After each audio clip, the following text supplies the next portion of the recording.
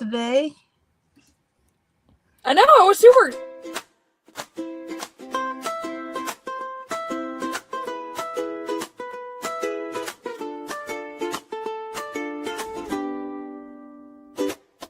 Rise up in the morning, grab a coffee, check your fit.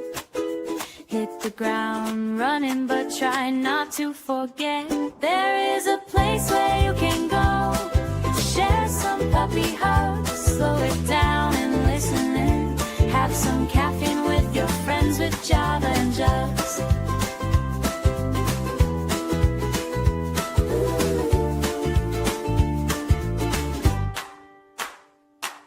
The best way to start your week, to make that AM commute. Have that hot cup in your hand and wearing something cute. And don't forget, girls, there is a place where you can go and bring your favorite mug. Slow it down and listen in. Have some caffeine with your friends with Java and Jugs.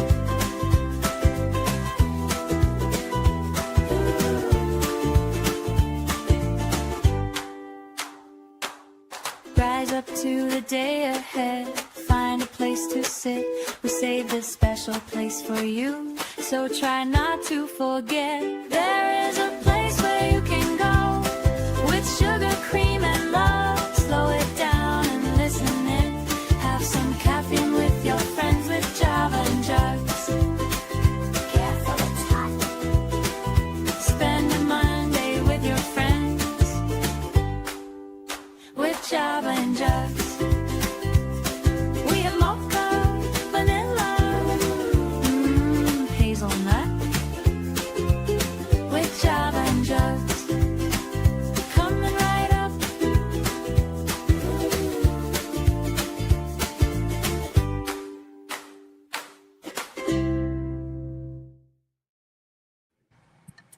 Good morning, everyone. I see you all survived the weekend. Hello. Thank you all so much for joining us, and hello to the usual suspects. Plus, we have a new friend. So please do take a moment to introduce yourself to everybody. Say hello, do all the things. You're very big now. Hello.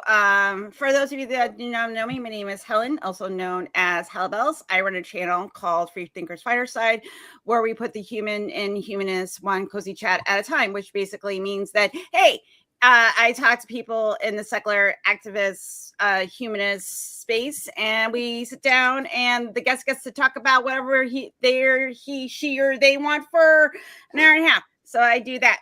And then tomorrow, me and Lilith are going to be on a new show on Bree's channel. We'll talk about that a little bit later. So hello, everybody. Good morning. Thank you for having me, guys. I'm glad you let me crash. Well, yeah, when you said, can I crash? Yeah, come on in. Yeah, that's right. Right in. Now, Ryan, what's this all about? You got 8 inches this weekend? What? Outside we got 8 no. inches. Oh, I mean, it's daring to get 8 inches outside, but I mean, if you're into that sort And it was coming I down. Cold affects those 8 inches, though. That's an icicle. That's a little different. Yeah, we got 8 inches of snow, and it's not pleasant out there. It kept waking me up last night with all the plows and the wind and whatnot. No fun. Okay, I felt bad Very when I saw a little like dusting outside. Yeah, I was like, I oh no, I had I was ice. I couldn't even visit. So I normally see my son on Saturdays. He's grown and does things, but like couldn't do Saturday because ice. So we had to do Sunday. So I did get to see him this weekend, but like the ice, winter, very rude. Who thought this was a good idea? I kind of got to blame Persephone.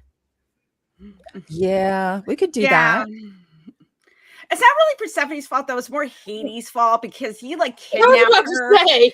Yeah, you know, Well, and like hold on. girls In hungry. the Like, what are older you gonna do? Persephone was queen of the underworld, and there was a whole different, like Hades was the latecomer, but whatever. Ultimately, it's not either of them. It's Demeter who's going, my daughter is gone. Fuck everything. I'm sad. Yeah. So it's really the controlling mom thing rather than either of them. Helicopter mom? Kind of. I will punish the world for my daughter being away with her boyfriend. Yes. Hmm. I get it for half the year, but the other, I'm just so sad and nothing can grow. I like this verse, Clara. This is really good. Biggest don't know we'll be getting hot in this stream chat, doing something unholy. It's going to be very unholy today. It's true. Oh, yes. It's true. I mean, you have me here. So. I mean, that's from Hales. I'm here. The Hales are the Hales, and Wes already in itself. The Hales bells over here with us. Exactly. That's Come, my children. Let me teach you to sin. Let me teach you. Come. Come to mama. No. Yes. And other things. The unholiest of holy unholiness. Ooh, that would be a good show title. Holy unholiness. The sacred unsanctified. I'll workshop that. I'll get back to you. You workshop that.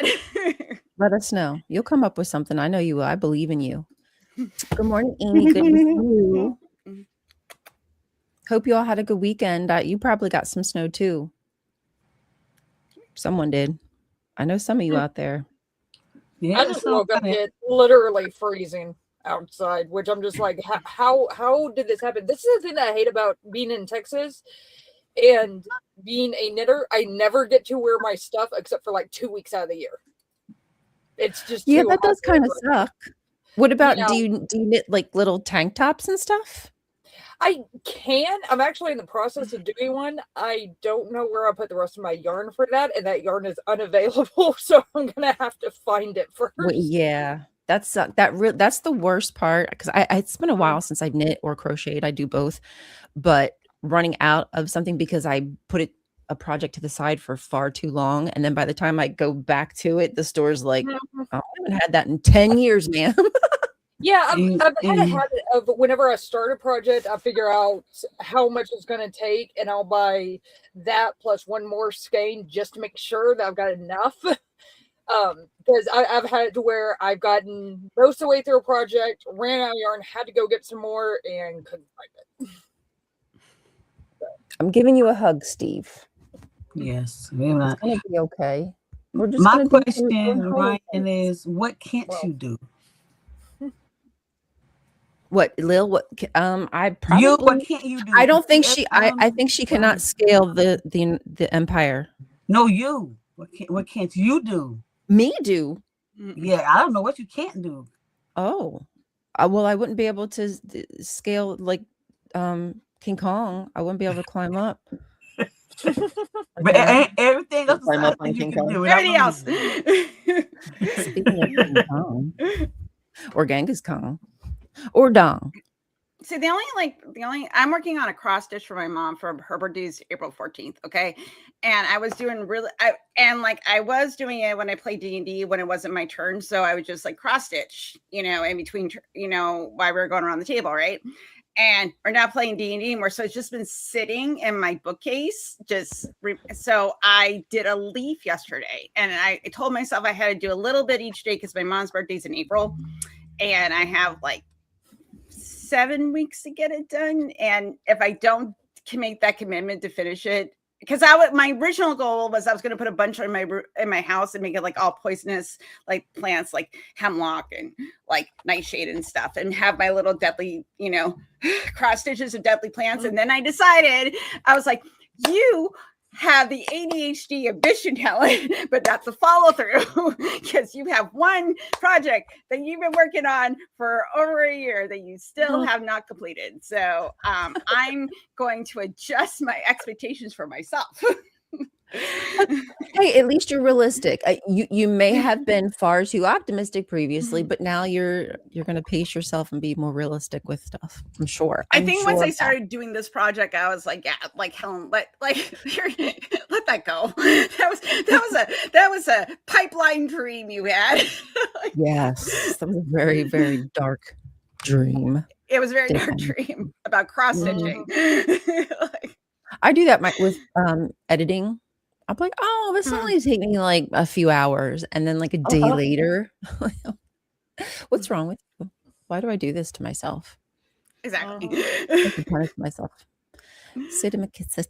Cinemasticity. It's that crafting artistic skill, because you're like, okay, I've got this raw chunk of video that's like an hour long. I want the final thing to be like 20-25 minutes. So I just need to cut out the breaths and the ums and the pauses where I think, and the obvious outtakes, which hopefully, here's a tip, folks. If you're recording something and you flub a line, snap right next to your microphone. So it creates a spike and you can see it on your editing timeline. And then that's a good idea. That's a good cut idea. out a bad thing. That's so much, because I love looking. That's because I usually will do that, is look at the what is that called, the sound waves, I guess, just to see where there are pauses, and then I kind of skip forward to, that's usually where a break or something is. But that's even better. It's an old trick from back in the day when we had to record audio and video separately. You would clap right next to the mic so you can visually match up the hands meeting with the sound of the clap. And you could synchronize that way. And that does still work, but people got used to seeing those spikes for synchronization. And they're like, that's really useful as markers for editing too. Yeah, I'm definitely going to pick that up and use that. Yeah, complete projects. What are those? What are those? An illusion. I've never heard of a complete project. Is that French? It might be. I understand they've completed a few things over the years. That not so much the conquest of Europe, and not so much the freezing the French language in the 17th century, but the big freaking tower. I'm pretty sure they put a bow on the end of that, and that one is done. They also brought castles to England, so they did that as well. I'm going to talk for my people. We accomplished things. we brought castles to Europe, came up with some weird fashion trends, And some in fairness, the fashion thing turns out to be the fault of the English. What wasn't the fault of the English? I just blame them for everything. Well, that's fair. Okay, so the English go to other countries and they find what's coolest about that country, and then they bring it back to the British Museum, the most wonderful place on earth. Except in France, where they found nothing they could bring back, so they decided to export this idea of crazy. I think they were trying to undermine the French, honestly, but it backfired spectacularly, because now there's French courtesans wandering around in diamond-studded gowns and shit, and the English try to invade, and the French people are all bulletproof. Oops. That's how it happened. Yeah, what your history book says are lies. It was the sequence, everybody. I'm going to make sure that we rewrite history, and that's what the books say. It's a certain person in this chat is irritating because he does dumb stuff, like he's trolling. the troller around here. Maya. Hi, Maya. Hey. Fun time yesterday hanging out with you. We are. Who doesn't love Bad Science Sundays? It's so much fun. Yeah. I demanded her put me on again. We talked about toe topics he talked about. I want to be on that one. Which topic? Dang, I forgot now. She remembers. See, I don't. You were just my there. I know my brain. I forget 5 minutes. I remember. You guys have fun last night? Tell us about I wonder if there was a place that was recorded. You could go back.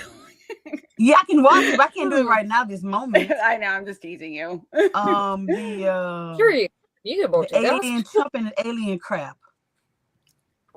The alien. Oh yeah, it was great. Alien. Yeah, it was wonderful. The alien. That's what we talked about. So did you prove there were aliens? It was there proof? I mean, it's just him. So he's the proof. Yeah, he's so like proof. Circular reasoning. reasoning. Oh no! He like Ratatouille. Oh. He got on his toupee. He got a little mouth, and that's what's controlling everything. That's what I said. There is a conspiracy theory started by David Icke. If you do not know who David Icke is, please look him up. He's a wild human being. Anyway, it all started back it's an anti-Semitic trope, but it goes all the way back to ancient Egypt that aliens came to Earth and they either fucked humans or they started wearing skin suits. And how you know that they're aliens and they're reptilians is that either like in certain pictures their skin looks like scales, so the skin suit is not working the way they expected it to, or their eyes turn slit like lizards. So if you watch YouTube's videos very, very carefully and see what you want to see, you could find lizard people in the government. I bet. You just got to slow it down. They're the ones that really rule the world, guys. like 0.0025%, and I'm sure you'll be able to see their eyes turn the other way. You would. You will. Like I when I was like dipping my toe into conspiracy theories, like when I was going through like my deconstruction phase, I stumbled upon that, and I was just like, wow. Yes, he is, John. He's a fucking weirdo. He was told by his psychic that he is supposed to bring in the new age of enlightenment, everybody. Let me look this dude up. So yeah, I don't know if I know David him. Icke, big shyster. Like he cares about love, and he wants everybody to be, because we're all one consciousness, guys. And we're all supposed to be connected, you know, and but also has said some concerning things about the people that identify as Jewish. So it's kind of a mixed bag. Wow. Oh yeah. Of course. Yeah, he's an interesting cat. But the lizard conspiracy theory, alien lizard conspiracy theory is probably my top favorite conspiracy theory because it's just so out there. Our Is he rich? friend is talking now. Yeah. I'm sorry. What did you say, Kelly? Her No, that wasn't me this time. Everybody keeps blaming stuff on me. It's not me. That wasn't me this time. It was always a that's why. Like he's wrote a bunch of books. They've sold like millions of copies. He's done like conferences where like people pay to go listen to him talk about his bullshit, and he shows you how to look for aliens, everybody. And he explains his whole convoluted theory about why this thing, like why we're ruled by lizard people, aliens. Oh my gosh. Yeah, I think so it's like he saw V, and then he was like, this is a documentary. I remember I used to love that show. Don't have them see They Live, the movie. Also They Live. Oh yeah. I'm kidding. V wasn't it a movie and then it became a show or something like that? It was a show. It was like a mini series, and it became a TV show. And then it became a regular series. That's what it was. Yeah, I really enjoyed that show. I did the original. I didn't see the newer one. Oh, I don't know. It was the early 2000s. Fun fact. Freddy Krueger was in there. Oh, was he? Yeah, in the original, yeah. We want Freddy Krueger in there. A lot of those sci-fi people seem to swim in the same circles, I guess. Yeah. He was a good guy in that movie, in the little lead series, though. He was a good guy. By the power of Grayskull. Oh, the power. Good show. So did anybody get up to Devilry at all? Did anybody what? I was supposed to get into Devilry this weekend, but I decided to stay in bed. No, you avoided the Devilry? Why would you do such a thing? Because I was lazy. We were expecting you to report. Yes, yes. A little bit. We live vicariously through you, Kelly. Did you not did not do anything. No, I went stayed. My friends were mad as hell. Didn't go, but I was like, I'm staying home. But we have a thing. It's called the Dirty Show every weekend. I mean, every weekend in February, and so it's like a burlesque show and different arts and different entertainment. And so I like going every year, but this year I did not feel like going. I just slept. That sounds fun. Oh, it's a lot of fun. Yeah, it's a lot of fun. Yeah. You just were too tired. Well, you had been sick for a while and not getting sleep, and you're still probably catching up, really. Yeah. Recovering.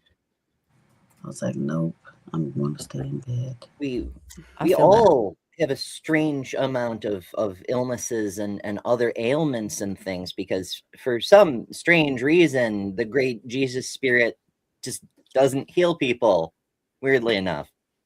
Yeah, I had to get surgery to fix my problem. So like weird that happens. That as you get older, your reproductive system is like, yeah, we're gonna just start fucking with you real bad. So You don't need this anymore. I don't know why the great Jesus, like after, because like, you know, you have like a limited lifespan of like how long you can have the babies. And after you're done having the babies, that you should just like, you know, shut everything down.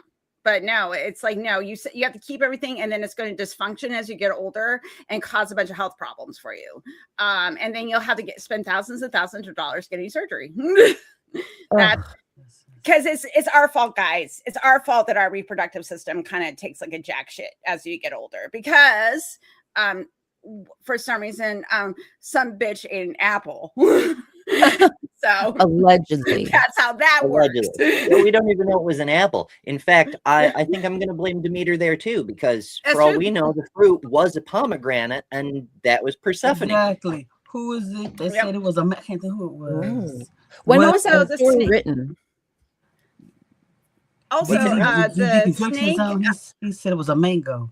Because mangoes are delicious. A mango. He said it was the mango. Yeah, makes sense. Do mangoes grow? Okay, I'm gonna say if the gardening exists, let's say it's in Israel. Do mangoes grow in Israel? Because that is something I don't know. I don't know. You mean occupied?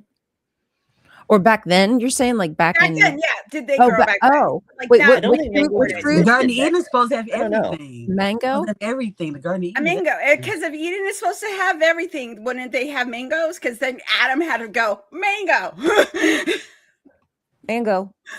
mango. But no, You would think it would have every fruit. Right? Yeah, it must have everything. or every proto fruit Like before they every diversified. animal for was on some- the earth. Every fruit and vegetable was in Eden. None, and they're He all was genetically Darian. modified. So bananas like the ugly bananas fruit. that we eat now, according to Ray Comfort, the bananas that we eat now are the ones that Adam and Eve ate. They were made for my hand just perfectly. Just They're perfect. and look the at mouth that, just a fold. too. Even if you open them backwards, he likes the back end, folks. Yeah, I think I've always been opening my bananas wrong. You're I supposed to saw open it monkeys do from it. the other end. Yeah, the bottom end instead. I saw a monkey I do it. don't And I was like, wait a I minute. usually find a seam and do it along the middle. That's like, I know Of I'm course a you do, weirdo. Helen. Yeah, that's the way I like to do it. Yeah, I'm a fucking weirdo, guys. Okay, because also too, like it's kind of like this is my kind of like, this is Helen's weird sensory shit, is that like I don't like the brown ends, and I feel like if I peel from the middle, I can avoid touching the ends if they've gone bad, because it's like something in like with my sensory stuff, it like fucks with me. So it's kind of like that's the way I have to do it. Yes, I'm weird. So, Well, own I don't that. like bananas at all, so I ain't gonna touch them. No I comment. want to answer this question. Ace Trades asks, how come I can't see Burger Sleuth's comments in the chat? Two possible reasons. Burger Sleuth may have gotten the comment deleted for being, proselytizing and whatnot. But the other and more likely reason is it's in one of the other iterations of the chat, because this show is currently broadcasting on 4 different channels. That's a thing we do here, is everyone who's hosting can simulcast. We seize the means of production. In fact, that was the point when we started doing this 6 months ago. We've been doing this for 6 months, which is crazy. And I feel like people periodically need reminders that this show also goes on its own channel, which is Java and Jugs. It's the Secular Women's Show here on YouTube, and we're hoping to get content specifically for that channel soon. We've already developed the infrastructure for a call-in show, for example. It's just a matter of scheduling that's proving difficult.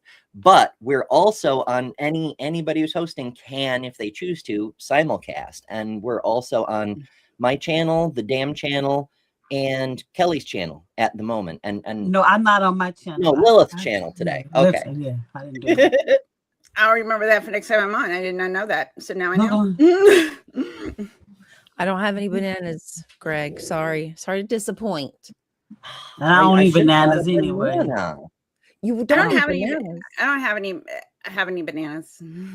I don't like bananas. Ugh. I I love love bananas. I just don't eat them very More for much. Like y'all. we're terrible about eating fruit in this fucking house. I tell you, like we buy it and then we have like 4 bites and then it just kind of sits after a while because it's just not like.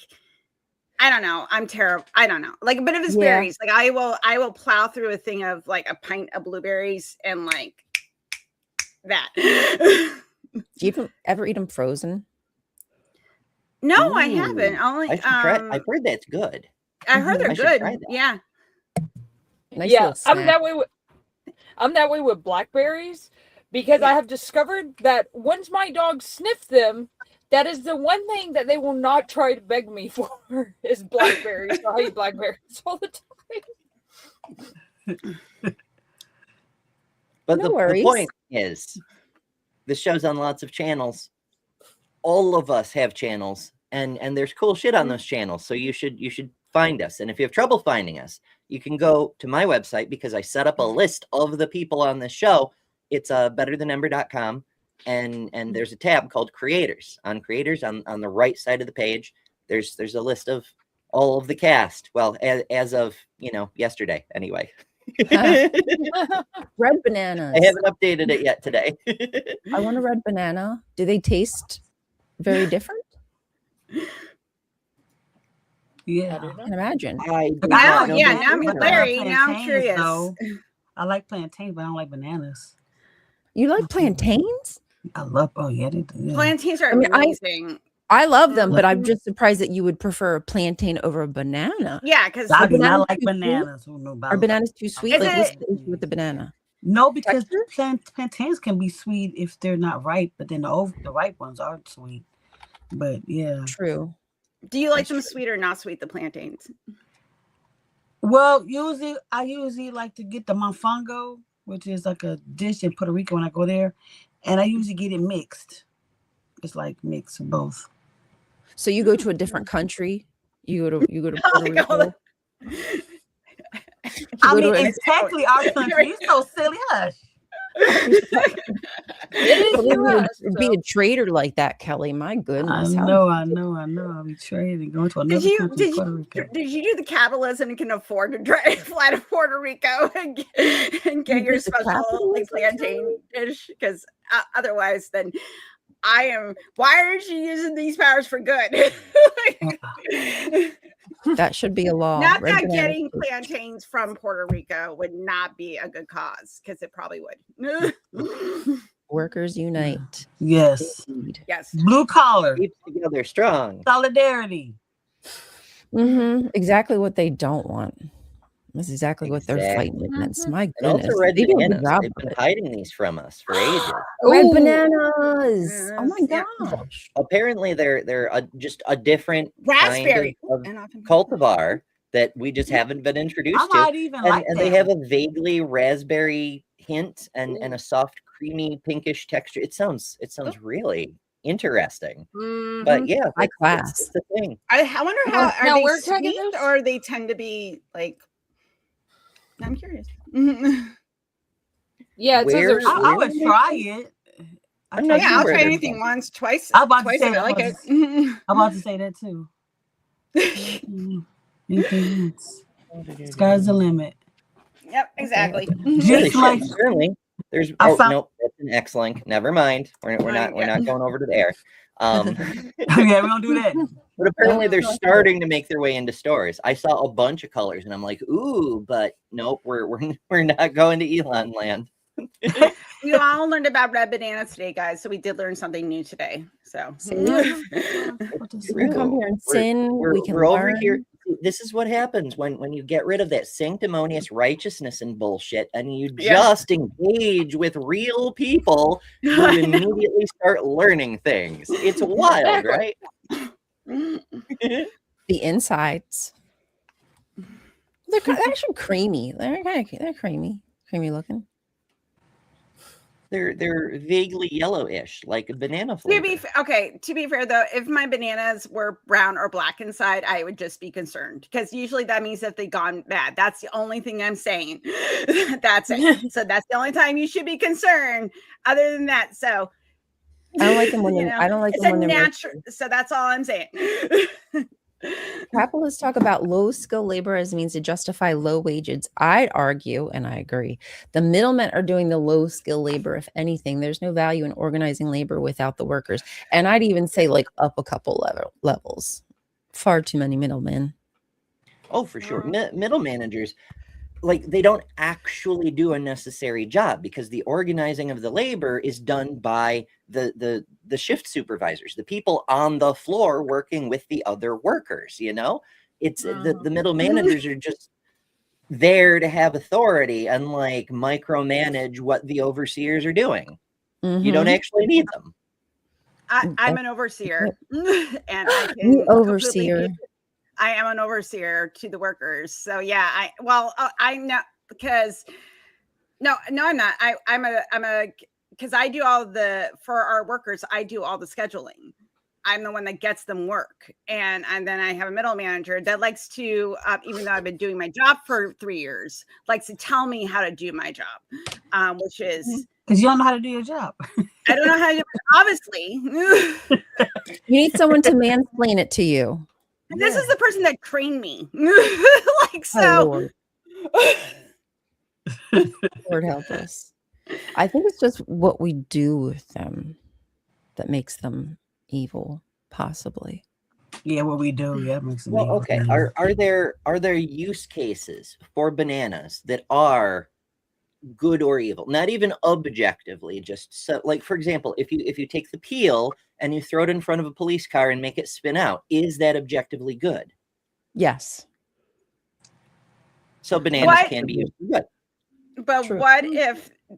But then we have to. It would have to make sure that that police car wouldn't hit any innocent bystanders. That's true. So, yeah, we want to. So, like, you got, if you're gonna fuck with the police, you gotta do it ethically. Yeah. Nobody else harmed in the making of this satirical banana peel. Yes, exactly. Reduce harm even in imaginary situations. We want to reduce harm in our daydreams. Yeah. I do have maladaptive daydreaming. I do that all the time. I really hate it. I freaking hate it so much. We're a banana republic. Yeah, I don't like bananas. This country's a banana republic. Yeah, I don't like bananas either. Ugh. You don't like banana republics on top of bananas? Yeah, that's yeah. I like that. I mean, me personally, I'm the kind of person who wants to help people get off. What'd you say, Kelly? I haven't heard of the Banana Republic in a long time, though. That little store used to be. Do they even have the store? Yeah. Yes, feminists do object. Yes, because it's infantilizing, grouping women with the infants. Yes. Mm-hmm. I personally, since I'm an able-bodied person, I would be helping people get off. I'm pushing everybody off. You know, when you sit in use our bossy skills. Get on the boat. Like after everybody that cannot get off on the boat. I wouldn't have been like Rose. True. I'm asking I'm sitting here asking myself, I'm like, knowing me, would I either A, with risk to my life, be like, fuck y'all, or B, would I be like, help old people and small children, and then fuck y'all? I don't know. I'll be like, I think it depends on the urgency of the situation. You old anyway. How much the babies get off? Here's the thing, though. Like Titanic, for example, because that's the classic case. It's one of the few places where someone actually did say women and children first. It's mostly mythological. It doesn't really happen. But the men fucked it up. They kept sending out boats with like 12 people in them when they're designed to hold 80 or something. Like, you need a woman in charge to be like, no, we have an hour before the ship sinks and this boat isn't ready. Relax, dude. Get your shit together. Think, men, think. Oh, you're jumping? Men are just too excitable for that kind of work. They're too emotional. They panic and they're like, we have to protect the children. Dude, you're killing children by launching the boats too early. Fucking go hang out with the people arranging the deck chairs and let a woman handle this, you know? Yeah, I would. I would probably do the same. It was like Patton Oswalt did a really good sketch about like male director. You have male directors but female editors, because like, you know, the men are like, look at this thing, like, oh, you know, look at all this great stuff, you know, that I filmed to put it together, and then the woman's in editing going, okay, like let's trim let's trim it down, get it organized. Yeah, like give it direction, you know, they kind of rein it in, because he's seen a lot of female editors in the industry. And a lot of the directors are male. They are like the unsung heroes in the background, kind of trying to trim fat. So well, that's always true. Like the men are in the production offices. They're the producers, they're the fat cats with all the cash, because they have all the cash, because it's a patriarchy.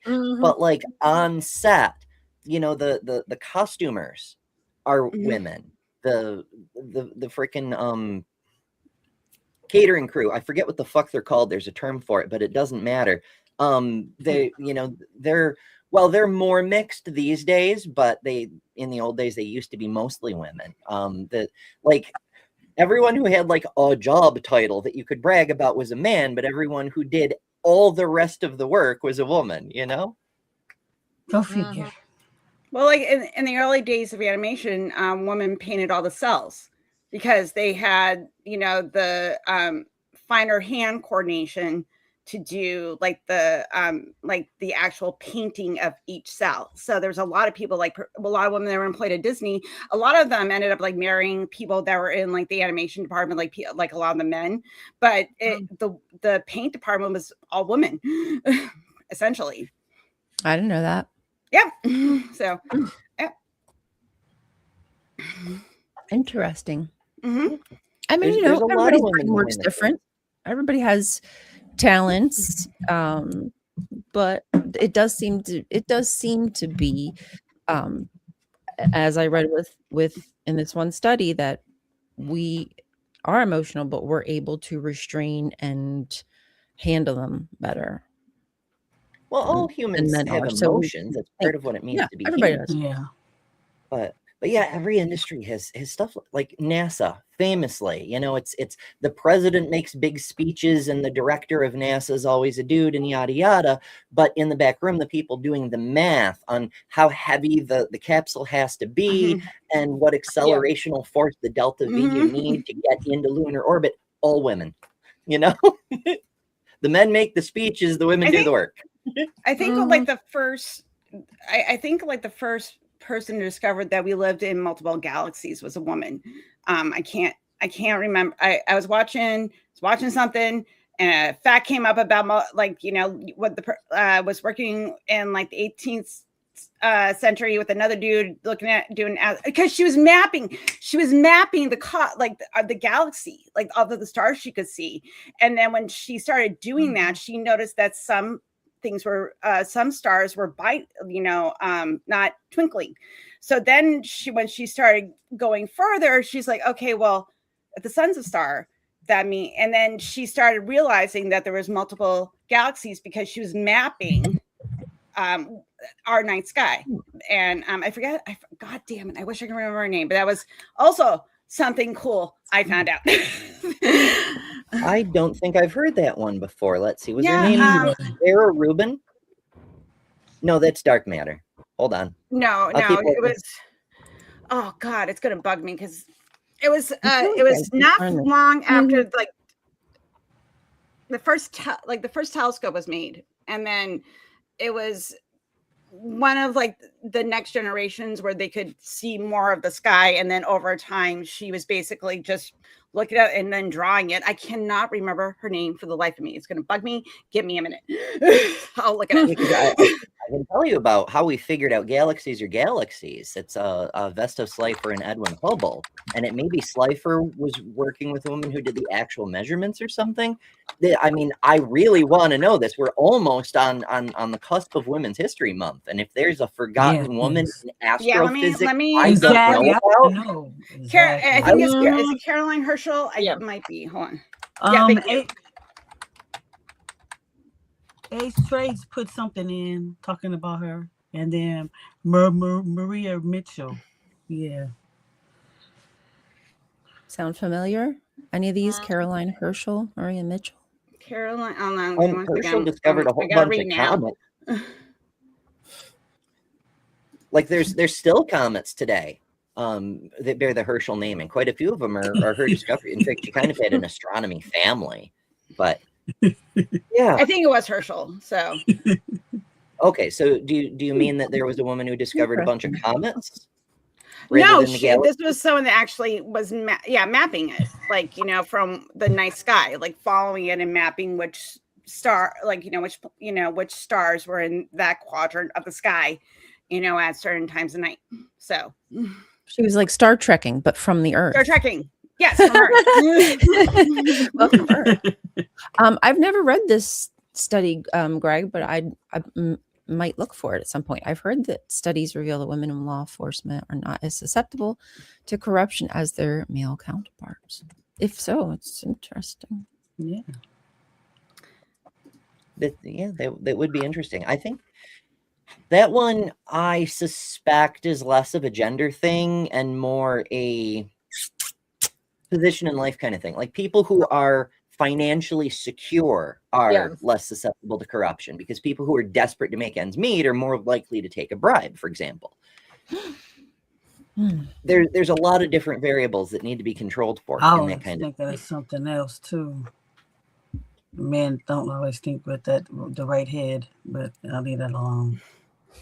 Well, that, but I also think too, like, there could be a default of, superiority within police. So men are automatically already getting privilege within the police department. So once you're kind of getting your ego fed, like you don't want, like you're already part of that privilege, and women typically in male dominated fields feel the repression more. So they tend to be, because they're going out into the community, they're already feeling disaffected. They, might be that empathy might translate within law enforcement. I'm not saying that, it's a given, but it could be a psychological reason.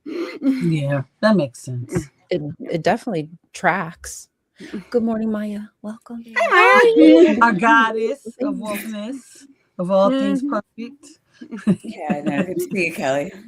Sorry, I don't mean to stop the conversation. Not at all. No, we have to acknowledge you're here. We're talking about universes and discoveries and all kinds of things. Puppies pop in. Puppies. Hello. Puppies. Puppies. Look at that face. Aww. Yeah, this is my really old sad girl. puppy, He's like 14, I think. So she's getting on. Oh my goodness. Take a look at It's just about time we should probably play the puppies thing before we get a revolt in the chat. I have to do it. Try to seize our means of production. So we'll be right back. 2 minutes.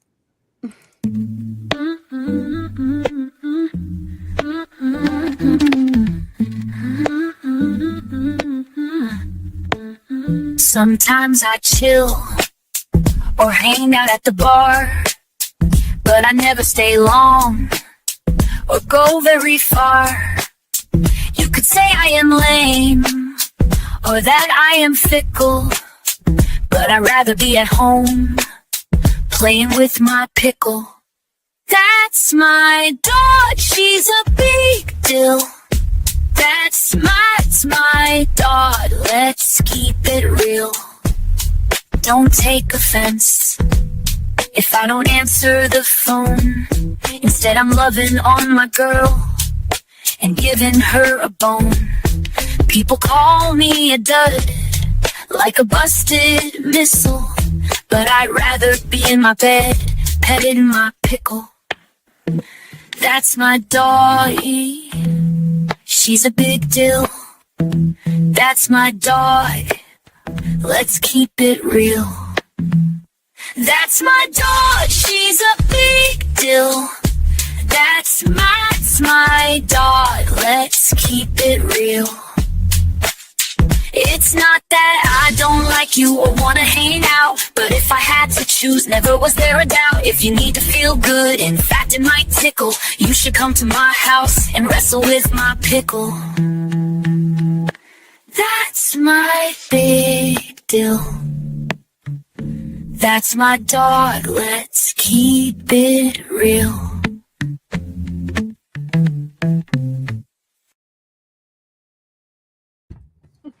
Now that's some devilry. Yes. Doggy devilry. I do have to say, Dr. Kip's dog, Dagon, is like the cutest dog ever. I want more video of Dagon. Dag on it. Everybody Dag on it. I demand it, Kip. Dag-on dog I just Kip. found out last night that keeping pets at all is in fact pure evil. It's satanic. It's, well, probably not satanic. The person who was finger waggling at Justin and I was a deist, so probably not so much with the whole devil thing, but still, it's an objective moral ill to keep pets because it's still exploitation of animals. Never mind, the pets will die if you don't keep them. It's well, no, they won't exist. Right. Yeah. Especially the little dogs. I'm very simple with my. I am sorry. Dogs.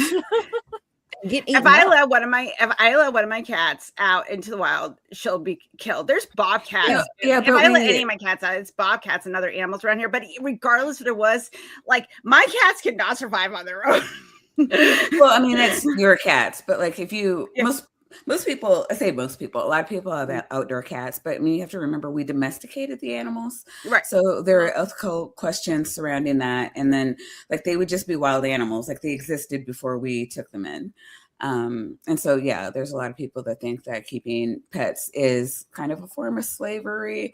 Like animals can't consent to being pets. Yeah, they can't pick their owners, and some of them get abused, and it's a lot of them get abused. Not an idea. I have a lot of friends who only take in rescue animals. Yeah, there are a lot of people that, and when you come from, because I know people who like work in those kind of things, like when you come from places like that, I mean, yeah, they all have pets that they have to take in because they can't, like they're really the only ones that can deal with the pets because they can't be given out, and secure the safety of the general public, and they don't want them to be put down. And so, yeah, when you like are immersed kind of in that world, it's just like, well, I guess any world with people, it's just like people do more harm than good. So I don't know. I don't know. I've heard it a lot. I don't think it's a silly argument, especially if you are dealing with abused pets. I mean, there is the argument that cats domesticated, like, infiltrated us, where like dogs we cultivated, where cats, they kind of realized they're like, hey, if I feed, I get a supply of food, because they would, chase rats, them away from the grain, and then they would be rewarded for the behavior. And because they were doing that, they were socialized to people, because especially with cats, after like, usually if you don't get them used to people within the first year, they'll just stay feral. It's much harder to domesticate an older cat. Yeah. So I don't know how that is about older dogs, because like, I'm a cat person, not a dog person.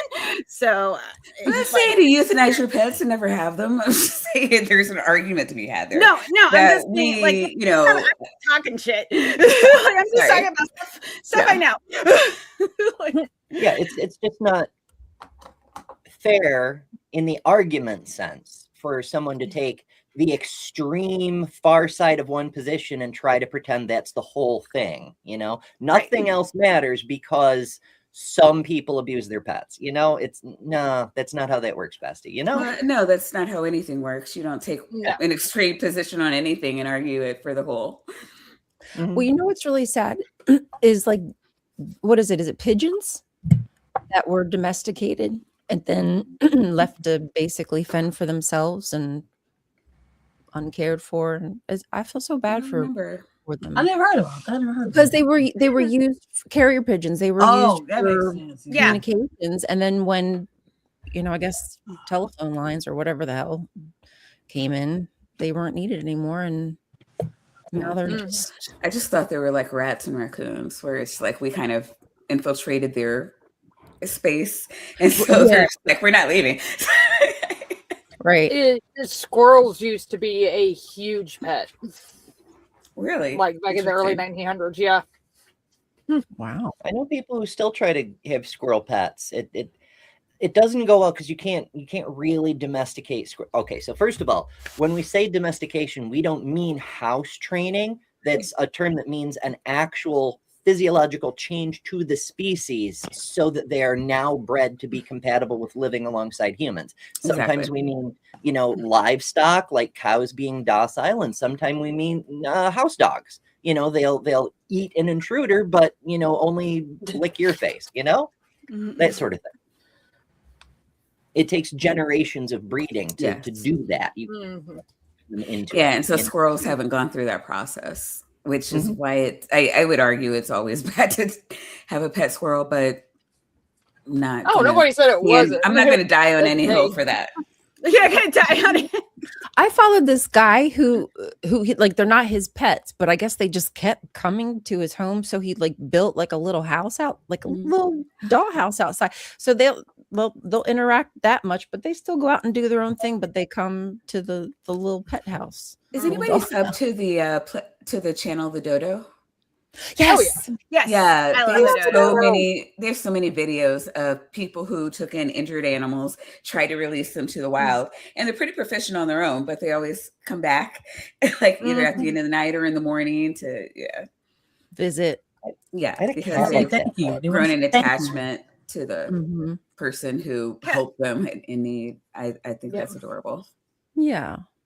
And I had a feral cat who he when winter came one year, he just let himself into the house and stayed the whole winter. And then when spring came, he left again. And we saw him around, but he didn't come back in until the next winter, until the third winter. And then he just didn't come back. In the next spring, we saw him with a whole batch of kittens. Now he kept coming back, not so much because he liked us, but because it was a warm place to stay. And he had a crush on our cat, and he didn't come back after he had kittens because he cheated on her. Oh my gosh. We had my brother's cat Patches was a calico that he found in the woods, and I think and I remember this because I was like a young little person, and he brought her home.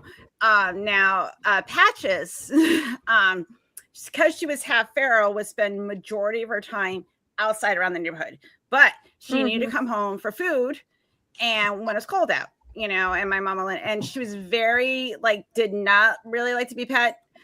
She just wanted to exist, but she was the type of cat, if she could catch bats if they flew low enough, out of the sky. And then she would bring dead animals to my mom's our back porch, birds and baby rabbits and gophers. And I'm my mother is why are you bringing me dead animals? And it's because I'm Mama, she doesn't think you can hunt. She's trying to keep you alive. That's what she's trying to do. You're pathetic, and I'm going to help you. and she died at 14. My dad found her on the back porch, curled up and the day before she died, she was wicked affectionate, which was weird because this cat was not affectionate at all. And then the next day, my dad found her dead on the porch, but she had just gone to sleep and didn't wake up. So, at least peaceful. Weird. There's a whole lot of stuff on that Dodo channel. Yeah, I've seen a good bit of these of the shorts, not the long ones, but the shorts. Yeah, I've watched a lot of. Yeah. If they're too long, it will get me upset. It upsets me to see dogs. Sometimes I'll have to, or any animal that's been abused. Sometimes I just can't watch it. Yeah, upsets me. I took on quite a few like rescue. I was like, Todd showed me this video. We were just going through this guy. He was sitting in his car, and there was a cat sitting on the sunroof, and like took a lighter, and like heated up the glass, so it like the heat went and it touched like the cat's like and their buttholes are bare. So basically, and I'm like, why would you do that? And of course, the cat got pissed. What the hell? And he thinks it's hilarious. I'm like, you're an asshole. like why? What's wrong with people? Like demented, absolutely demented. Yeah, I have a friend who, and her cat passed a couple of years ago, but she's very much a mouser. And when she was mad at my friend, she would catch a mouse and wound it, but not kill it. And then she put the mouse in the middle of the room, and my friend would be like, "You've got to be kidding me." And so she'd go to get the broom and the dustpan and come back, and the cat would have taken the mouse away. And then when she puts the broom and the dustpan away, the mouse is there. So the mouse is like injured the entire time and just kind of limping. I was like, your cat is evil. She's torturing two things just to piss you off. Let's see your reaction. Like, I like when you react like that. Yeah. I'm gonna keep doing it. It's one thing is that if you're going to own a cat, you must realize that you have a chaos goblin that does not care about you and will only show you affection when it wants to show you affection. So you have to be chosen. That's why they think they're gods. That cat definitely did. They choose you. You don't choose them. I am not being worshipped properly, bitch. You did not worship properly. Do you know what power I hold, woman? Listen, I'm a really good food slave to my cats. I'm such a good food here. Like they wake me, I have to specifically get up and get them food if I want to sleep in, unless my bedroom door is closed. But because they will bite my fingers to get me up, like a nibble, like "Get me food, woman," or they'll stand right in front of my face and meow at me. Oh man, because that is Cat my job. Little brothers. Time to get me food. Yep. Better hurry up. Now that dogs are in calmer when they're hungry. So do your dogs wait for you? I hear dogs can be pretty persistent. That is exactly why, like, one of my requirements is they have to love dogs, and more specifically, my dogs. I am not getting rid of my dogs. Sorry. Exactly. Yeah. I love my dogs. Anybody who treats anyone vulnerable, right, exactly, like badly is not good. But yeah, I do agree. If I look at any woman, man, they, them, and if anybody mistreats pets, I would not trust them around my kids. No, that's like kind of one of the markers of a psychopath, isn't it? Yeah, if I look usually, that person, if a kid or animal don't like you, then I don't like you either. That's just how it is. We were what does kid don't like you for? What does dog don't like you for? Right? Like when we moved in, when we bought our new house, we were going to have one of our friends come live with us, but one that they had to pass the cat test, and my cats are very selective. And my husband, I wasn't on that night, but my husband was telling our friend Connor, like, hey, just the cats take some time to warm up, and then within 20 minutes, our most skittish cat, Catnips, just climbs on their lap and just lays down, and we're like, okay, we're fine now. That is the threshold you must cross. That's how I am with Medusa cat. Like he just came in the room and in the bed with me. It's like, dang, you stole my cat. Mandisa's cat? Yeah. Oh, I go over there. When I go over there, from jump. And then the cat just came and just chilling with me the whole weekend. So yeah, it's my homegirl now. That's my homegirl. I say my homegirl. I do the same, not necessarily with Pickles because she's crazy, but generally speaking, usually.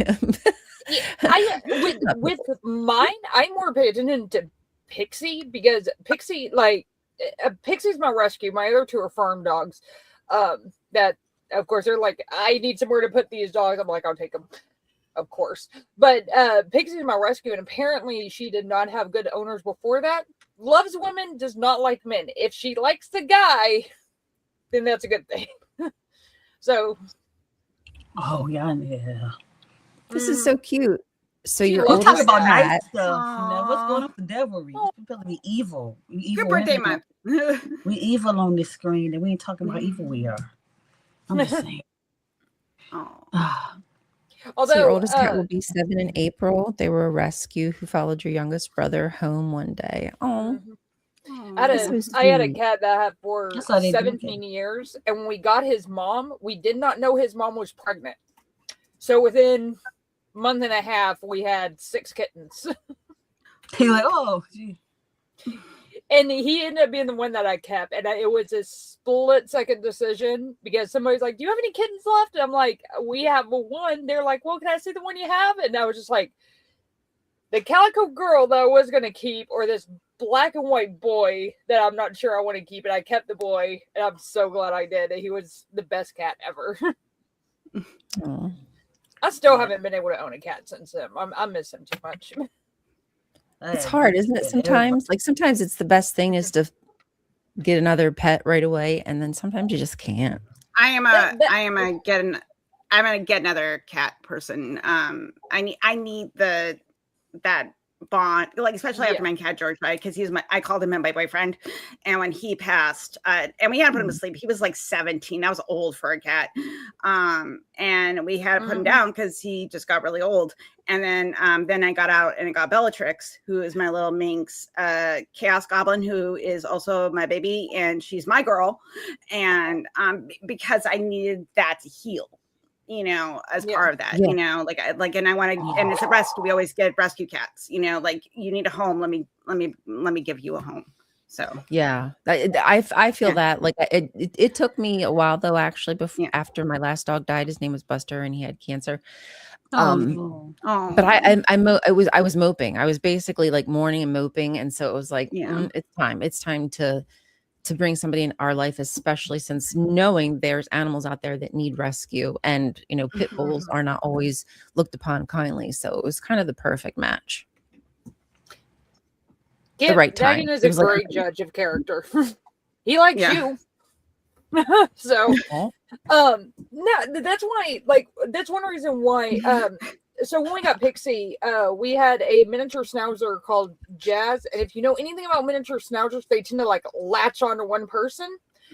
For whatever reason, it latched onto me, even though it was my mom's dog. It latched onto me, and like she had a heart condition that we weren't aware of, and so she died at like 7, and I was absolutely torn up.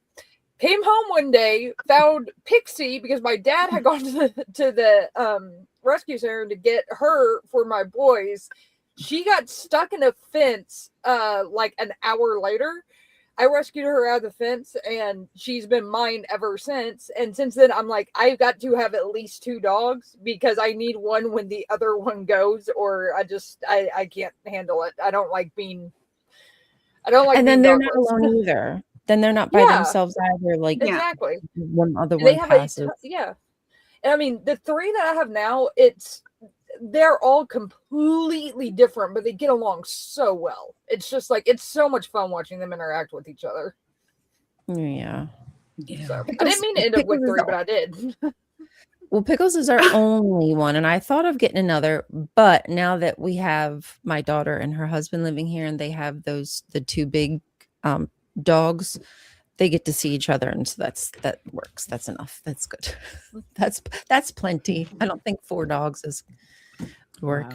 Yeah, I mean, make it work, but I had 3 pits and 2 cats at one time. 3 pits? Yeah. 3 pits. Oh wow! Yeah, I love that. Oh, it was more rescues. Oh yeah, rescue dog has kept them. Did you get them all at the same time? Like, no, did they know each other? You had to introduce them, and they were all fine. One dog, she was like in real bad shape, and was like lingering around our house, and I came up to her, and ended up taking her to the vet and taking her in, and she was my dog. Like she lived like 10 years after that, but she was so protective. So quick story. So I'm sitting here at my dogs. The one pit was a pup. The other was like one, and then the other one, the rescue dog I told you about. She was like maybe like 5 years old at the time. And so we're just sitting here. I'm in my kitchen cooking. I heard rattling at the door. So the 1-year-old dog and the puppy didn't really bark. But the other dog, she barked over. The wind blows hard, she was barking. But if I didn't have my dogs, so what would have happened to me? That man was messing with my door. It's like messing with my door. And you never caught who it was or anything? I just saw when the dog started barking, he just started running. That's scary.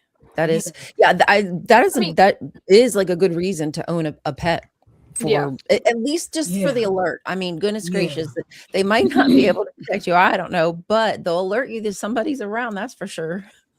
Yeah. Or that somebody's trying to get in their own car, that a guy is walking by.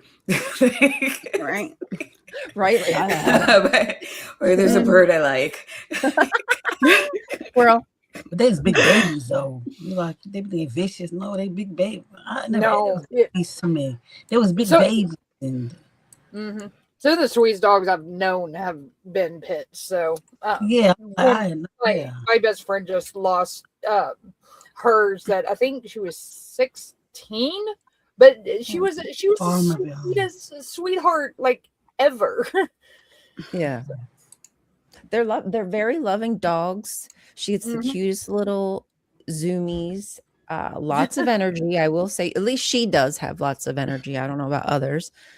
And so just very loyal, protective, definitely protective. But I'm so thankful. Is she opinionated? That's the question. She is very opinion, and she'll tell you. She will tell you about it. She's got a big opinion and a big bark. The thing is, like, her bark sounds really loud, but she don't mean it. Yeah. She really just does not mean it at all. And I think sometimes the neighbors like get scared. I'm like, just chill out. My gosh, she's just a dog bark. Because some people be hearing Sugar and think that she's bigger than what she is. How is this Sugar? That's how it is with Pixie. She's just like a little like hound terrier mix. But because she's like mostly hound, like she howls, she doesn't bark, but she sounds like she's the size of Kip, and Kip's like 100 pounds. So just got that reverberating voice. Yeah. So bark, Pixie scares them off, and then Kip really scares them off when they see Kip. So although Kip will just jump on you and lick you, so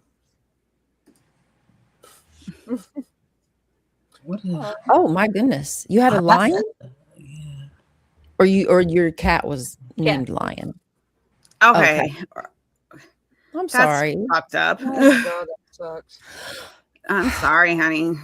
Oh Lord, that's something. Where's your neighbor buried? Right? Or do we need to go do that yet? Just let me know. Allegedly. That would be acceptable devilry. Yes, it would. Would it not? I think that would be like godly righteous justice. You know, exactly. One area where Satan and the good Lord absolutely align on what needs to happen. It's not bipartisan. This is not a bipartisan issue. This is something that everybody can get behind. Yes. Satan and Yahweh are both in agreement. Yes, like he does not need to exist anymore. It is God's will.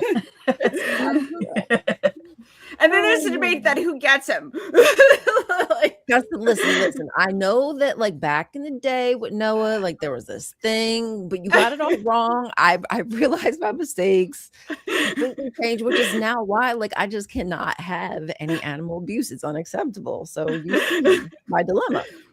I have history. This is the only one that I have that's probably part pit. We don't know what she is. Aww. Oh, her? Yeah, this is Daisy. She's so cute. She looks like she could be like Pixie's like great granddaughter or something. So they're the same exact color. Yeah, I can't tell them apart when I see them on screen. I just know Kip is the different one. Yeah, I will. I'm sorry. I will not remember your dog's names. I barely remember my own name. Rude. How can you forget Dr. Kip? I'm just kidding. Well, Dr. Kip is quite opinionated. Which one? He's actually whining a little bit. Yes. Yes.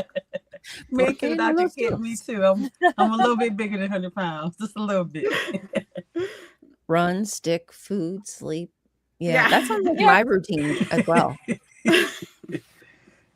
Yeah, Dr. Kip does eat sticks, so there is that. Nom nom nom. Nom nom nom nom nom. Love treats. Cookie. Oh, his name was. Give me a few moments and I'll be able to tell you all a whole lot more about Dr. Kip.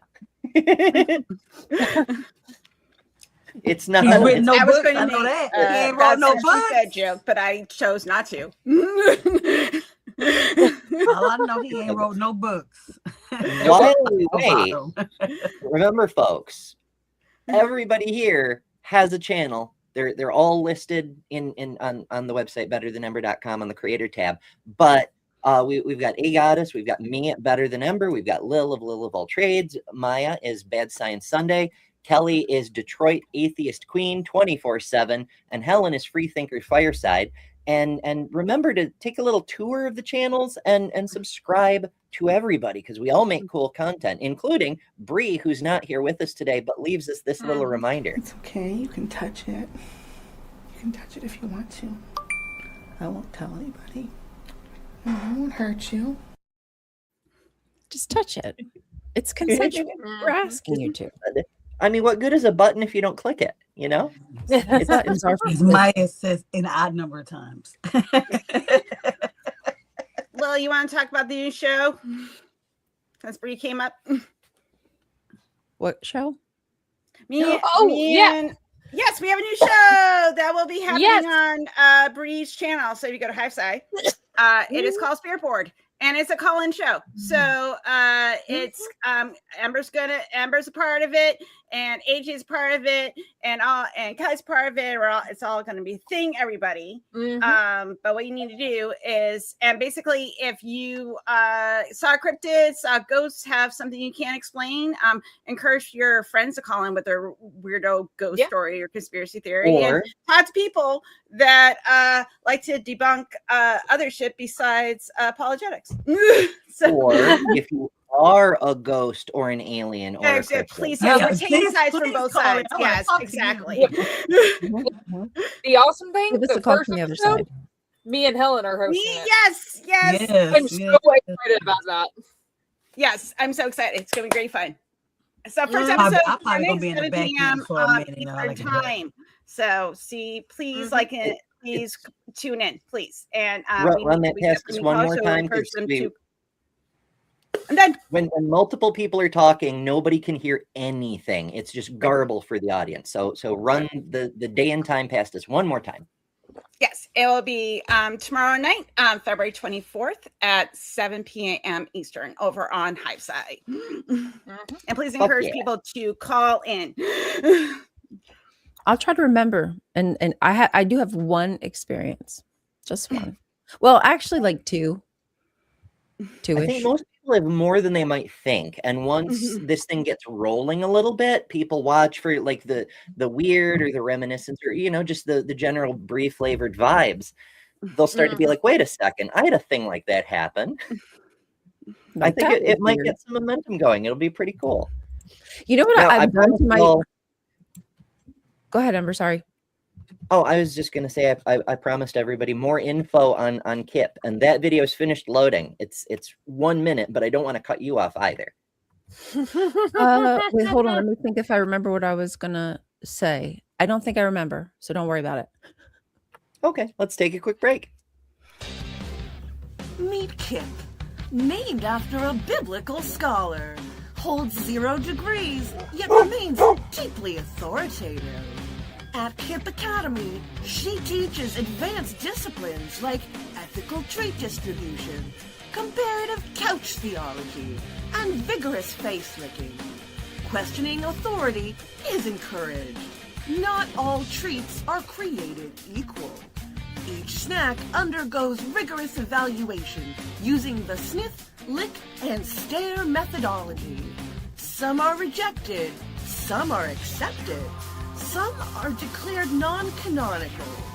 Ask Kip about theology, ask Kip about life, ask Kip if you should go outside. She will not answer, but she will judge you. Kip, named for a scholar, correct about vibes.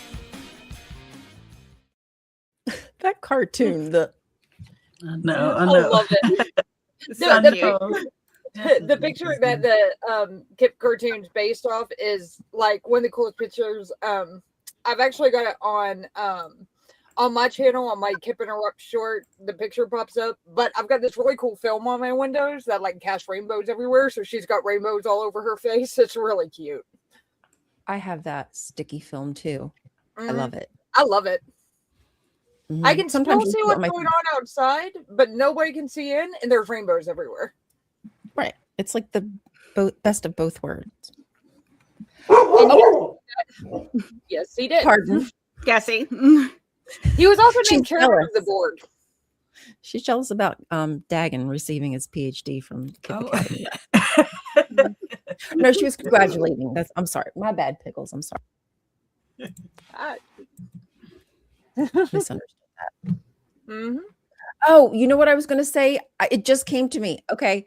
What I was going to say is there have been times when like I guess my ADHD was bad, maybe disassociation or whatever. I would sometimes trick myself. This is like a while ago. And to think, oh, is something happening to me? I swear I turned that light off, but the light's on. And then later something will occur to me that I remember that I went back into the room and did something. And then but you know, through the day I'll go, oh wow, I swear I know I remember turning that light off and nobody's been in there. Something. No, and then yeah, if it was ADHD, it would be like you wouldn't have a memory of it because your attention wasn't on it. That happens too much.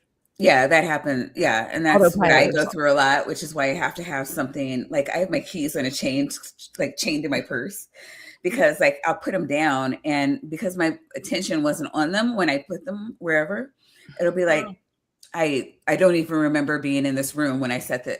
It's like, oh yeah, that's right. When you know somebody called me over here, and that was out of my routine, and you know I remember putting my stuff down, and so that's more ADHD. I'm not really sure what you're talking about would fall into. Say, I'm sorry, what did you say?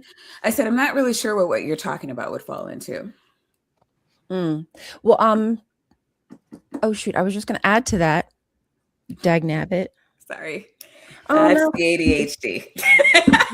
ADHD it's a thing.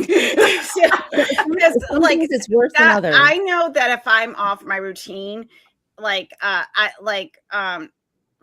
like I'm home, so my routine is completely thrown off since I'm recovering. So like my sleep's off.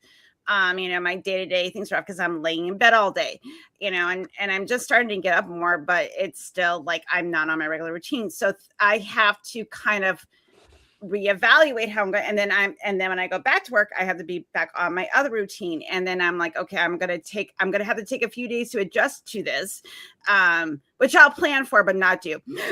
Knowing me. That's the ADHD. I have plans. Will they be executed? Maybe. Results may vary. So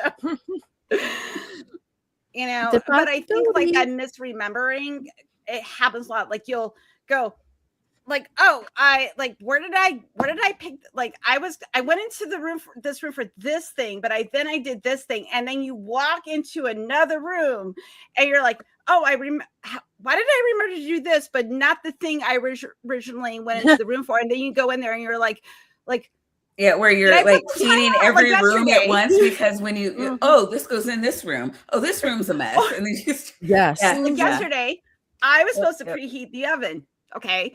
And then I thought I preheated it. And then husband comes out and goes, I thought you were going to make the biscuits. And I said, well, did you turn off the oven? No, it was because I forgot to hit start, even though I thought that I did. Welcome, ADHD brain. Yeah. Hello. It's like the traveling. For me, it is like the traveling task. It goes from one task to the next because I can't complete that without that. And I don't know. And then you get over here and you start doing that. And now your attention's on that. And and it's like, oh, wait, I wanted to go do this. And then you go there and it's like, oh, man, I can't do that until I finish that. And then you go back there and your attention's on something else. Mm-hmm. Yeah. Somebody help I me. live on Post-it notes. Oh, I love Post-it notes all over the place. Google But the reminders. problem But it's also like the motivation. Your motivation is off. It's not even that you get hyper focused on one thing. It's like, if I'm not hyper motivated to complete the task, something else is going to supersede it. You know, absolutely anything that I'd rather do or that is easier or quicker. So like you really have, it's the hyper focus is awesome because you actually get shit done. But if there's anything that you're dreading or just like don't care for, it is so hard to follow through on it. Well, and then if you have the autism on top of it, you also want normality and sameness, because that makes you feel safe. No, that's the humanity. So you want novelty. You want novelty, but also I want stability at the exact same time. How can I make this happen? I think with the autism component isn't necessarily wanting stability, because that is a human trait. Right. Well, animals really. We like sane. We like routine. Just the brain, it's a feature of the brain. But I think it's more important as a coping mechanism or like a function for autistic kids, because you find that in that hyper stable routine that you can cope with life better. I think. I mean, So it helps me. It's a different facet of it that you're like getting. It helps at. me keep my emotional regulation easier. Because we feel everything all the time. That baseline kind of. I don't mean as in it makes us emotionally. It keeps us at that safe through line. And I think, and for other people, they can just put some push other emotions in the background or deal with them later. Like I'm going to feel it the moment it happens. And I cannot hide it. I don't have resting bitch face. Whatever I'm feeling right now is what you're going to see, guys. No filter. Yeah, I mean, do. Like when me growing up, like I was not diagnosed with ADHD until 4 years ago. So it's like I had to grow up and learn how to cope with it without even knowing that I had it. Just because, like, especially like our generation, like my coping mechanism was knowing that my dad would beat my ass if I didn't. Exactly. My youngest got diagnosed as a younger, and so the medication they will put them on will make them so sleepy, like they can't function. ADHD medication. Yeah. Are you sure that wasn't antidepressants? ADHD or stimulants. That's weird. Because they were more like the active part of it. And they wouldn't, but they also couldn't concentrate either. So the medicine they gave them made them so damn sleepy. And I'll be sitting there like, my child cannot function. Yeah. That doesn't sound like that's not a function. The only ahead, ADHD medication wakes you up. Like there's nobody. I mean, I don't know. My doctor's getting to the point where they're like, well, maybe we need to think about switching your meds, because I can fall asleep on them, which is how you know you have ADHD, because if you don't, you cannot sleep at all. You're in go mode until those things wear off. They are stimulants. ADHD medications are speed. Like that is what it is. People who are on speed are usually self-medicating for ADHD. So when they get them off, they go in to treat the drug habit, and then they find out usually that it's ADHD or something that requires stimulants. And when they get on the right medication, they're like, oh my God, this is so much better. I'm sorry, Fro. I'll get to you in just a second. again, I'm not clinical, I'm not medical. I've worked in substance abuse treatment facilities, but again, I don't do the medical side of it. The only thing I can think of is that once they were on the right medication, their brain calmed down and they were in a point where they could kind of, but like even that, I'm just like, I think there was another medication that was maybe countering it. And like, depending on what it was, because like if it's like Wellbutrin, that's used to treat antidepressant, depression and ADHD. It's not a stimulant. Yeah. So if it was something like that, maybe I could see it, but I don't remember exactly what it was, but I know that they said it also can treat heart conditions as well. So whatever that drug, I can't think. I name of it was. It was so long ago. It's likely changed by now. Yeah, because like I take Adderall and Wellbutrin. Because I have major depressive disorder. I have major depressive disorder. I have anxiety, which is funny. And Wellbutrin is also used for people that also want to quit smoking. So that's also a part of that. So I take that. And I'm also on 20 milligrams of Adderall extended release throughout the day. I have to take it early because, like Maya, take it later. You're not gonna sleep, and it's not even a guarantee you will sleep, because sleep is an abstract concept to people that have ADHD. What is time? You don't need sleep. Yeah, no. Also, I just found this out recently that another feature of ADHD is like the time, not time dilation, but like just the inability to grasp time, like I guess the normies do. It really is like what is time? Like why is it important that I be there on time? I'm here at all. The task that got done, it's just like that's the thing too. Like we always think things are take longer or shorter than how they really take. Like if you think about like I'm going to vacuum the living room. Okay, to a normie, depending on the size, maybe 10 minutes tops. To us, it's like this is going to take me half an hour. like it's because that is that executive functioning dysfunction, that because of the non-norepinephrine, it doesn't uptake properly, and then that's why you got to be on the medication, guys. I've been responding to this post. I follow like this ADHD post, and this person wanted natural remedies to ADHD, and one of the recommendations was change completely your diet. That will you have to completely change your diet. Nicotine, weed, caffeine, and I think, and there was one more, but I forget. Anyway, but basically they're recommending sugar. Recommending stimulants, and I'm like, But the thing is, though, is like that just speeds up your metabolism. It doesn't actually help with the actual concentration. You'll get, basically you have an ADHD person that is now hyper. So it'd be ADHD. Exactly. But I stopped calling it a disorder. Like there's a really great channel that I'm not promoting. This one of my favorite therapy. Most doctors that treat it won't just consider it like a different type of brain. I would say like I'm just it's called a disorder, but like that's just the name of it. Most anybody that treats it right now is not going to consider it a disorder. No, I just like it's a different type of brain.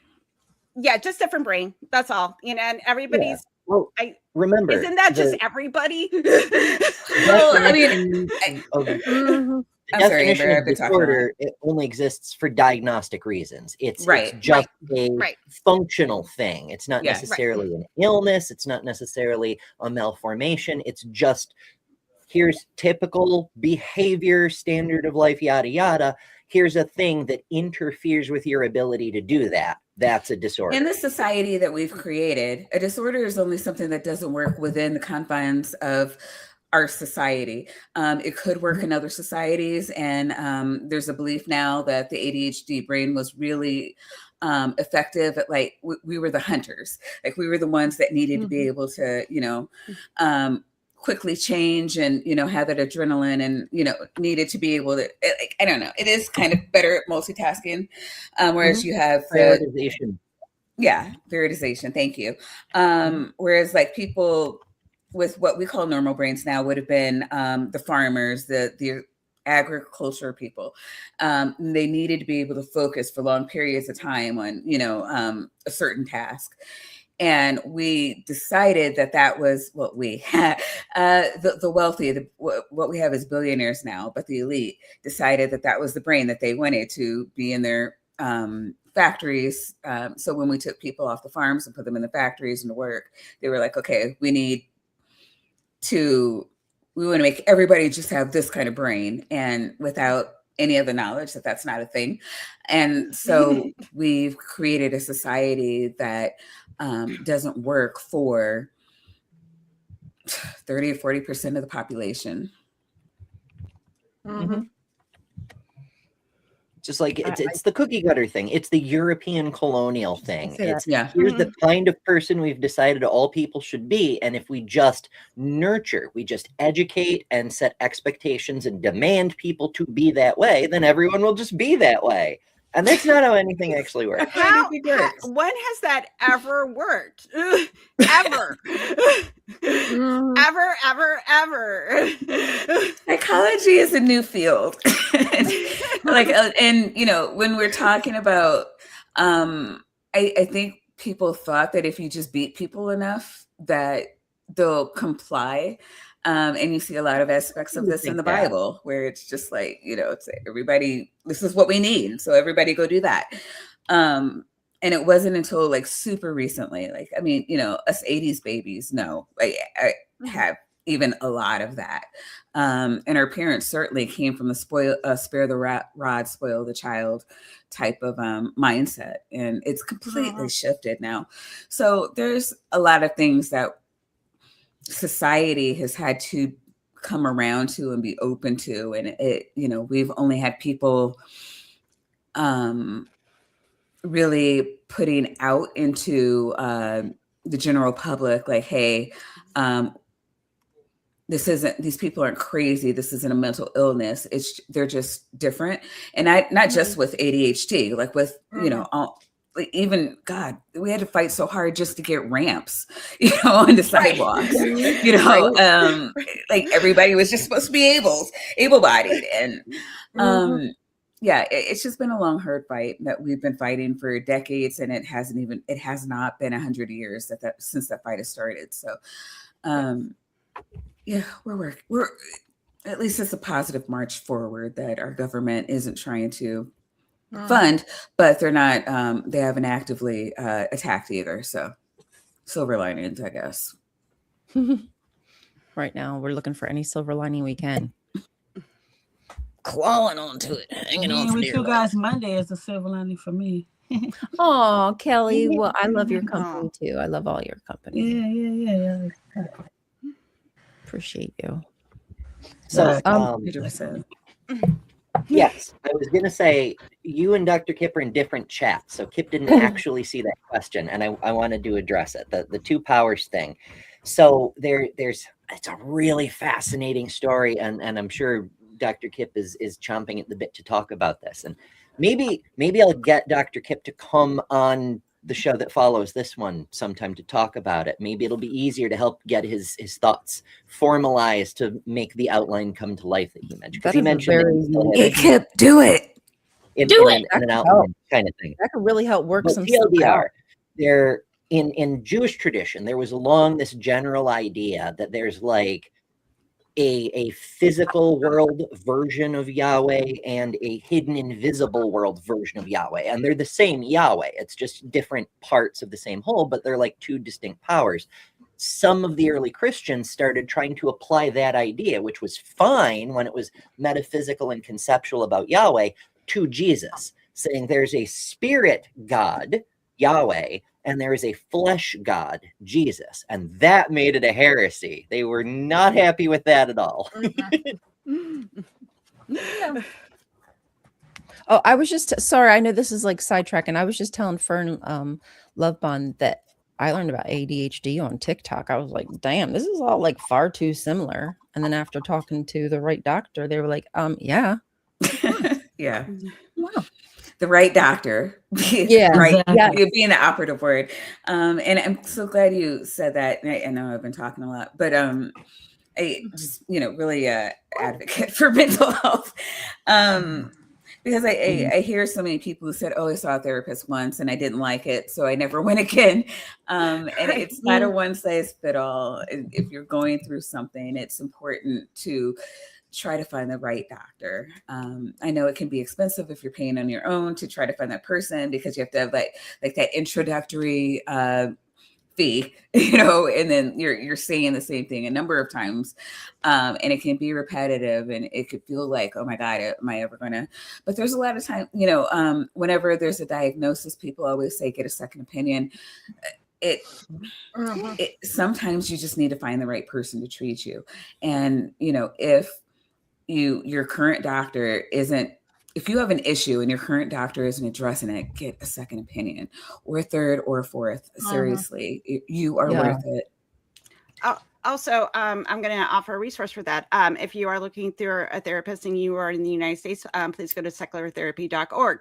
And also, if you actually go to how they vet their therapist, there is a questionnaire that they use to vet the therapist.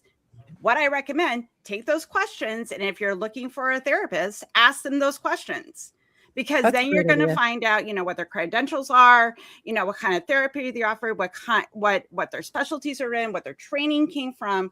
Because basically, like, I've been in and out therapy since I was a teenager. I've been with my current therapist for 3 years.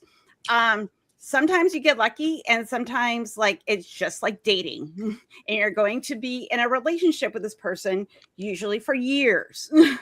So you better make sure that you're going to get the treatment that you want to receive, that the boundaries are understood at the beginning, and that you feel comfortable with that person. And your basic, as just as much as they're going to interview you, you want to interview them. Especially when we're talking about mental health. Great recommendation. Yeah. Thank you so much. Yes. Is it petty that I had found what I thought to be a pretty good therapist, but one day he kind of got saucy with me, and it upset me and hurt my feelings, so I didn't go back. No, you got to tell them. Yeah. So it was, so I'm just really stupid sometimes and obtuse, and don't do well with formal like introductions. I don't do those things. Spaces, sometimes I might not be aware that I'm not in the right space, like spatial. So his office was in his home, and normally, I would walk in and his door would be closed, and I would sit down, and for whatever reason the door was open that day to his office, and I don't know why. I just like walked. It was my time, it was my appointment time, but he calls you in. And I just wasn't thinking. And I walked into his office, and he scolded me. He really did scold me. And I was like, oh, my bad. Oh, that's different. Yeah, I would have. Yeah.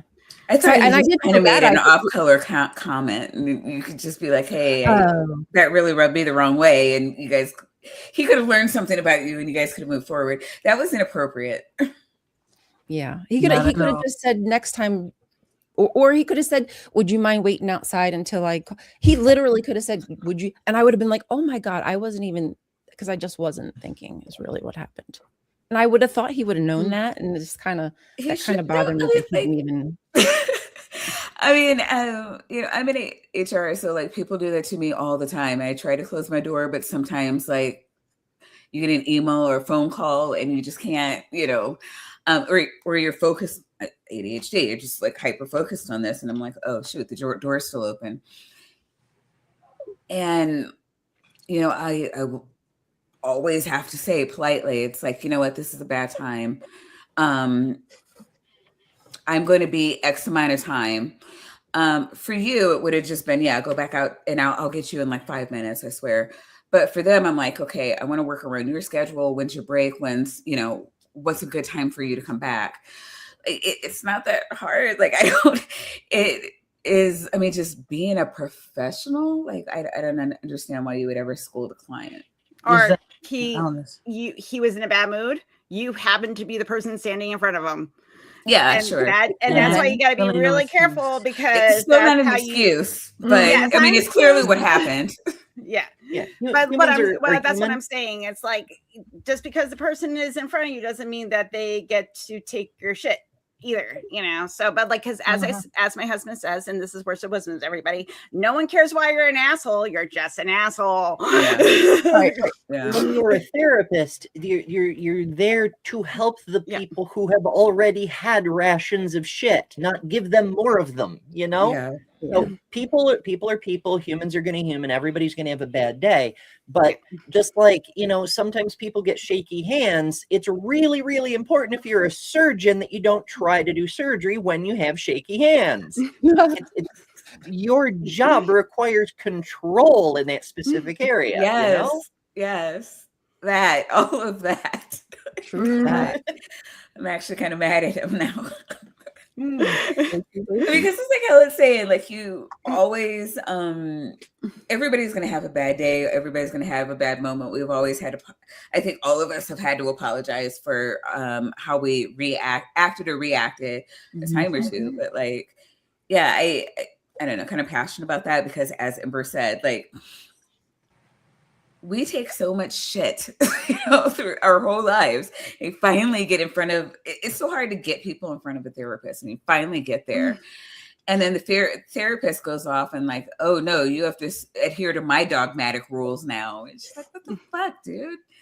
I don't know. I would just prefer, if you're somebody who my care is in your hands, like, I'm not expecting perfection, but you could have at least handled it differently. And I would have remembered there on out, like, to be like, that would have ticked something in my head to be more cautious. Like, anytime something happens to me, I kind of put that in a box, and now like I have a list of things that I do, and I would like, trust me, that would never have happened again. But I don't know. I felt bad. I felt like never happened before. It had never happened before. So, I mean, it's not like, it's like, Ryan, I've told you 3 times now. Like, and now apparently you're not taking hints. So I'm going to have to be more direct. Like, I could almost understand that, but you're saying this is the very first time it happened. Like, I don't know. And it's just poor customer service. And I don't blame you at all for your actions there. But yeah, it sucks that you don't feel comfortable with somebody that, you trusted. Yeah, exactly. I would love to find somebody else, but as y'all know, it's very difficult, and you have to be prepared to possibly go down a road that might take a while. Like, that's a journey at times, and expensive. Yeah, because a lot of time when you deal with insurance, you have to go to a certain clinics and everything within that network and stuff like that. So what if there's no doctor is in that network you like? And that's happened to me a few times. I think also too that I will never say there's nothing really replaces therapy, but if you are financially struggling, if you your schedule doesn't allow for it, at least educate yourself on and do a little bit of self-reflection. Like, ask, like, if you connected, like, hey, we're talking about like neurodivergency. If you're connecting with this, like, try to what is neurodivergency? How do people live with it? Look up stories, look up actually vetted information about as you become more educated, you'll be able to reflect on your behavior, and reflect on the things you want to change. The more you educate yourself about, I'm not saying you're never going to be an expert. Do not take this as a replacement for mental health, but until you get there, this way, when you get to a point when you go to therapy, or you can say, this is the insight I'm having of myself. This is what the information that I understand. And this is what I want to work on.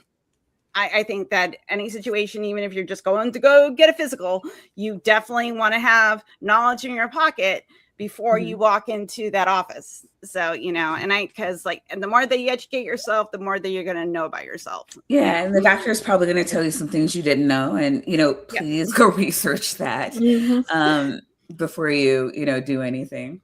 Exactly. No, vertical is demonic, and I refuse to get used to it. That's my Devilry, my channel. No, I did notice that. I'm on vertical because my other morning show that follows this show is horizontal, and there's algorithm reasons and whatnot. But vertical. No, I'm not telling anybody how to run their channel, and I know that vertical generally gets more views. Me as a viewer, not doing it. Yeah, as Kit pointed out, it depends, because if you're watching on a vertical screen, it fits the screen better. Yeah, but then I can't see the chat, and I'm using mine. Yeah, that's my issue. Having my horizontal. My iPad is a horizontal. I don't know. I don't like change that much. That's too much of a change. Even Seth said it. That's the Devilry. If Seth said it, it's true then. Thank you. I love the chat. I live for the chat. I need to see I need maximum chat, really. The rest of this is like, you don't need to see my face talking. Like, you can hear it. That's what you're here for. And now I'd be happy with like just all chat. If I could hear it. I think that's broadly true for the majority of old school YouTube people, right? Like, no, the kids, Claire, like for example, like Claire specifically never shows her face. She is just a talking icon, and that's on purpose for several reasons, and most of them are very, very valid. But the fact that there's so many channels that do just fine with no visuals whatsoever just goes to show that at least half of what people are here for in live shows is the chat, to engage with the chat and use the chat to engage with the hosts who are there live, and although it's the interaction, it's not so much This was a good comment, the human Tommy. You learned about how your neurodivergent let you about your different traits that weren't a problem. It's just how you function. Learned how to deal or cope or handle things better. That was great for me on TikTok. It was like a whole world was opening to me. It's like, oh dang. Yeah, and I do love the internet for that. There's a lot of things that like I said, there, just finding out about myself, and I just thought was, especially with the time thing, I didn't know what was wrong with me, and it's just like, no, it's just a normal function of your brain, and society wasn't built to accommodate that. Like we're very structured, we're very rigid. We'd actually fare better in Europe because their concept of time is a more better towards an ADHD brain, but because if your hours are 8 to 5, like you better be there at 7:55 and ready to clock in at 8, and don't you dare stay a minute after 5. So if you have an ADHD brain and time gets away from you and it's 5:00 and it's 5:10, well, that's unscheduled overtime, Missy, and you're gonna have to sign this piece of paper. It's wake yourself up, Maya. It's like a sin, right? It's like a sin. It's true. And when you try to explain like it to a neurotypical person, it would like how your brain functions, they think that you can just do certain things, and that's what you needed a calendar, you need post-it notes, and I'm like, listen, I go, we all have to find what works for our particular type of ADHD. I can't just because do you know how many planners I've had, guys? How many planners? Oh my god, I'm very happy that I remembered to put things in my fucking calendar, and sometimes I even forget that I put it in my calendar. It's like, I have the calendar, I just forgot to put it in there. It's like, well, why would you do that? I don't know how to explain that to you. I'm like, listen, I had goals. What if I was going to achieve those goals? I don't know. Results may vary. I'm with you. Lifeline journey. Good. Like I am the get things start to go, and then I gather people, and that's why I network, because everybody has skill sets that I don't have. But then things will get done. If you just give it to me, I'm going to be like, oh no, too much pressure.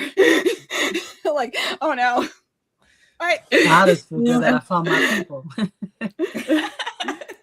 It is true, though. I learned a lot from that's all of you. Yeah.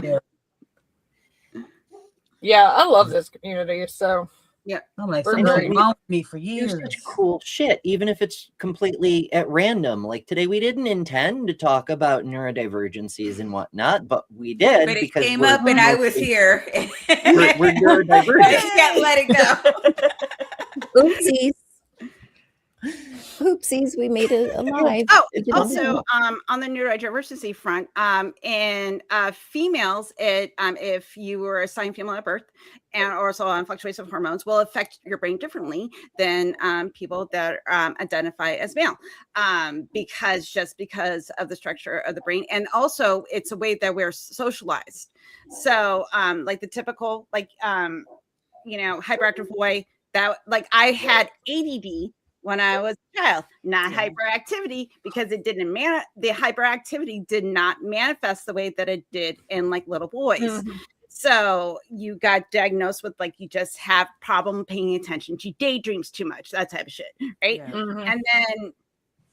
And then so it's going to, so like if you're reading the symptoms, like as the spend, depending on, there is some overlap. I'm not going to say there's not, but it's a lot also too of socialization, nature, nurture.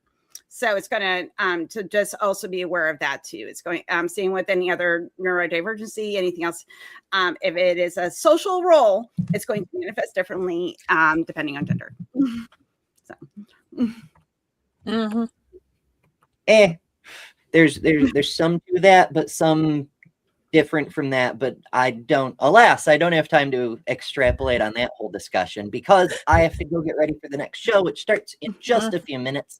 Get out of here. We're doing Aquinas's 5 arguments because a couple of weeks ago, I scheduled these shows a couple of weeks in advance, and a couple of weeks ago, somebody was like, oh my goodness, Aquinas said this, Aquinas said that, and it turns out that almost nobody knows what Aquinas actually said or why. And so we're going to look into that today. I hope you join us over on Better Than Ever, and half of these streams will automatically redirect there, so you don't have to worry about it. And for everybody else, you know where to find me. So hopefully we'll see you very, very soon. Love you, bye. Thank you for being here. Thank you. Thank you for having me. We'll start to wrap. Yeah, we'll start to wrap up here. Okay. We're staying here. Okay. Yeah. So what we could do is does anybody have any final thoughts about the topic? I know really we kind of went from topic to topic, but you might have something you want to say, and or something you want to talk about for your show or anything that you have coming up. Anyone? Want to go? Age is going to be on my show on this coming Wednesday at 7 p.m. Eastern. Awesome. I'll be there. I'll be there for that. What you said tonight? Me and Helen, like we said, we got Spirit Board on Tuesday night, and after that, at 9:30 Eastern, I will be on Misinterpretations. So that'll be fun. Oh, busy. Yeah, it's a busy day. Excuse me. Yeah, and then I have to work after that. So yeah, I don't have anything coming up. So Kelly was on with me last night, closing out Black History Month, Bad Science Sunday. But we also talked about aliens, which was super duper fun. Bree is going to be with me this Sunday, opening up Women's Month, and we're going to, I don't know, talk about something else definitely fun.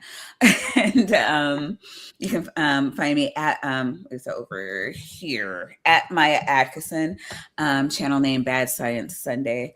You put either of those in the thing, and you'll see my face, and you can click the subscribe button because that is right and good.